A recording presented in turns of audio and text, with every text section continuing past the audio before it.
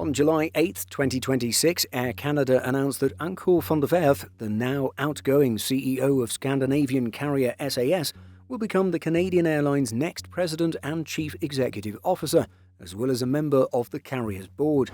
All of this is set to take place by the end of January 2027. It's the intriguing conclusion to a CEO-related saga seemingly sparked by Air Canada's outgoing CEO and his inability to speak French. We take a look at this news for today's video. Mr. van der Werff is currently President and Chief Executive Officer at Scandinavian Airlines, but will succeed Michael Rousseau, who previously announced his retirement after 19 years with Air Canada. Van Sørensen, chair of the board at Air Canada, had this to say about the decision. Our board of directors was impressed by the quality of experienced executives from around the world who expressed interest in the role. We are delighted to have attracted and recruited an executive of Mr. van der Werff's stature to lead Air Canada.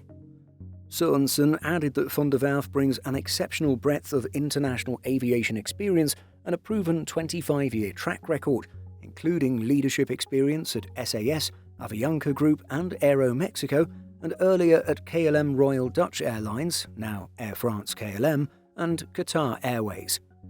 For his part, van der Werff discussed how it was an honour to be chosen to lead the iconic Canadian company as it advances its ambitions and strategy. He then added, "I look forward to working closely with Air Canada's talented executive team and with all employees to fulfill our commitments to shareholders and customers.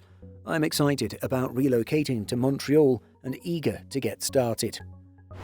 The selection of Mr. van der Werff was said to have followed a quote-unquote comprehensive global search for the best person to lead Air Canada.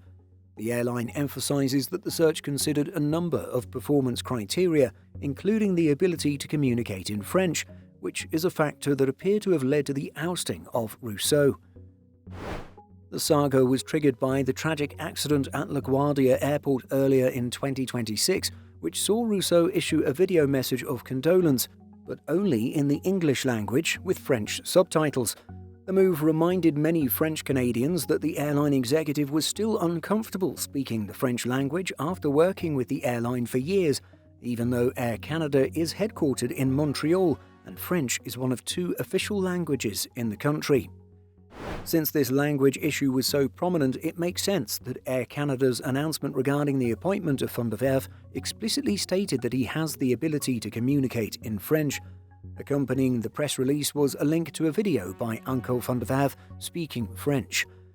So, there you have it. Air Canada will soon be led by a Dutchman able to also speak English and French. It's added that he's also learned Spanish, Italian and Swedish at different levels over the course of his international career. What do you think of van der Werff taking the lead at Air Canada?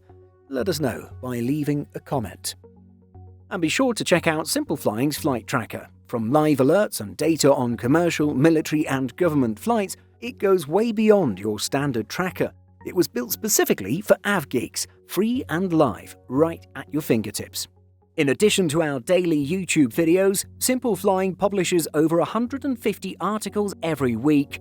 If you're looking for the latest aviation news and insights, visit simpleflying.com.